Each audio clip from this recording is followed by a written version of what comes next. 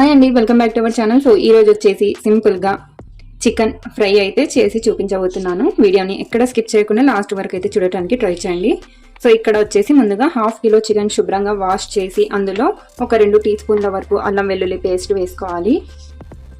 ఇందులోనే ఒక 2 టీ స్పూన్ల వరకు నిమ్మరసం పిండేసుకోవాలన్నమాట. సో చూసారు కదా ఎంత చిన్నగా కట్ చేశాను. ఈ పక్కన స్టవ్ మీద నేనైతే రైస్ పెట్టానండి, అందుకని నాకు కొద్దిగా అన్కంఫర్టబుల్గా ఉందన్నమాట. నెక్స్ట్ ఇందులో ఉప్పు రుచికి సరిపడినంత యాడ్ చేసుకోండి. నెక్స్ట్ కారం పొడి, మీరు ఎంత స్పైసీగా తింటారో దాని అకార్డింగ్ యాడ్ చేసుకోవచ్చు. ఇక్కడ నేనైతే 1.5 టీ స్పూన్ యాడ్ చేశాను. 1/2 టీ స్పూన్ ధనియాల పొడి, 1/2 teaspoon garam masala, 1/2 teaspoon జీలకర్ర పొడి ఉంటే యాడ్ చేసుకోండి, లేదంటే స్కిప్ చేసేయండి. అలాగే కొద్దిగా కసూరి మేథి, ఒక 1/2 టీ స్పూన్ పసుపు, 1 టీ స్పూన్ ఫుల్గా చికెన్ మసాలా. ఇక్కడ నేను ఒక 1/2 టీ స్పూన్ వరకు బ్లాక్ సాల్ట్ యాడ్ చేస్తున్నాను. ఇది కూడా ఆప్షనల్ అండి, ఉంటే యాడ్ చేసుకోండి, టేస్ట్ బాగుంటుంది, లేదంటే స్కిప్ చేసేయచ్చు. ఒక 1/2 teaspoon black pepper powder మిరియాల పొడి, మంచి కలర్ కోసం ఒక 2 pinches రెడ్ ఫుడ్ కలర్.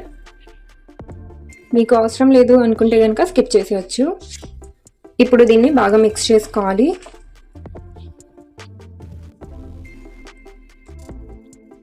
మొత్తం పీస్లకు మసాలా బాగా పట్టేలాగా ముందుగా ఇది మిక్స్ చేసుకోవాలి.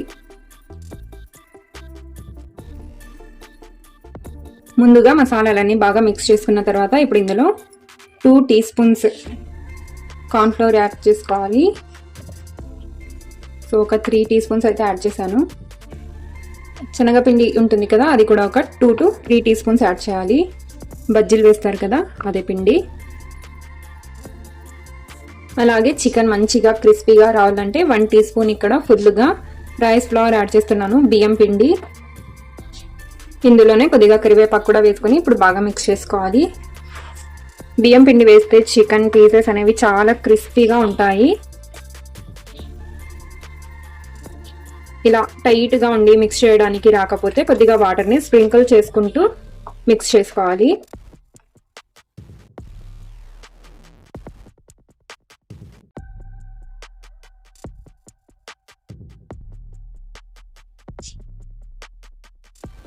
సో జస్ట్ కొద్దిగా వాటర్ని స్ప్రింకిల్ చేశానంతే, ఎక్కువ వాటర్ యాడ్ చేయకూడదు.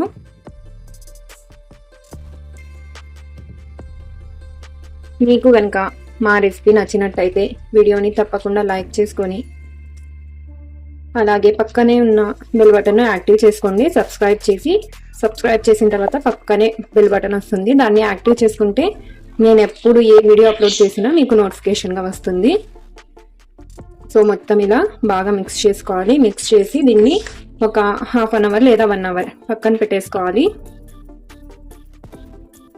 ఇందులో ఫుడ్ కలర్ అలాగే బియ్యం పిండి ఆప్షనల్ అండి, మీకు మంచి కలర్ కావాలనుకుంటే కనుక ఫుడ్ కలర్ యాడ్ చేసుకోండి. అలాగే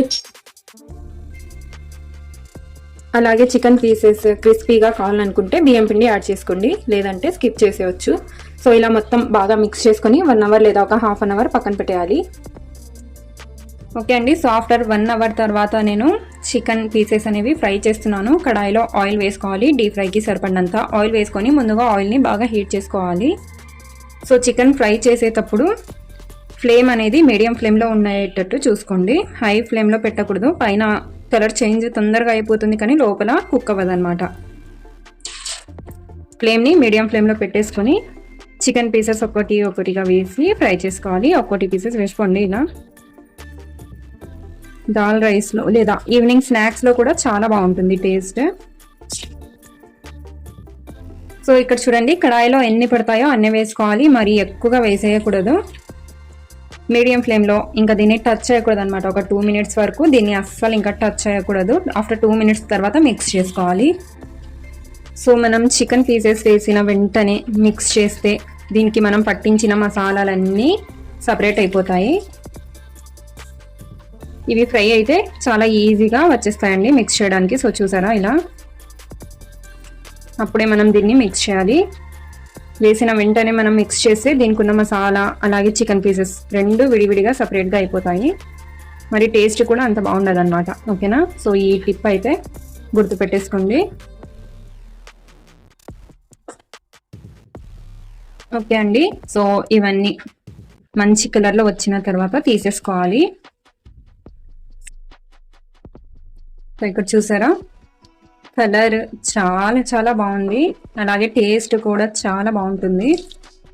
ఒకవేళ కొత్తిమీర ఉంటే కనుక కొత్తిమీర కూడా యాడ్ చేసుకోండి కొద్దిగా.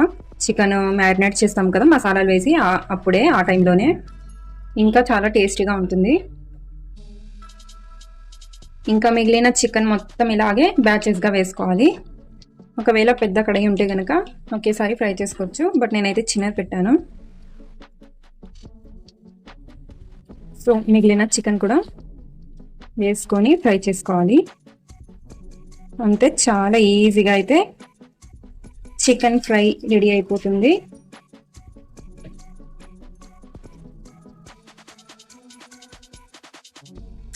సో చూసారు కదా, ఎప్పటిలా కాకుండా కొద్దిగా డిఫరెంట్గా చికెన్ పకోడీ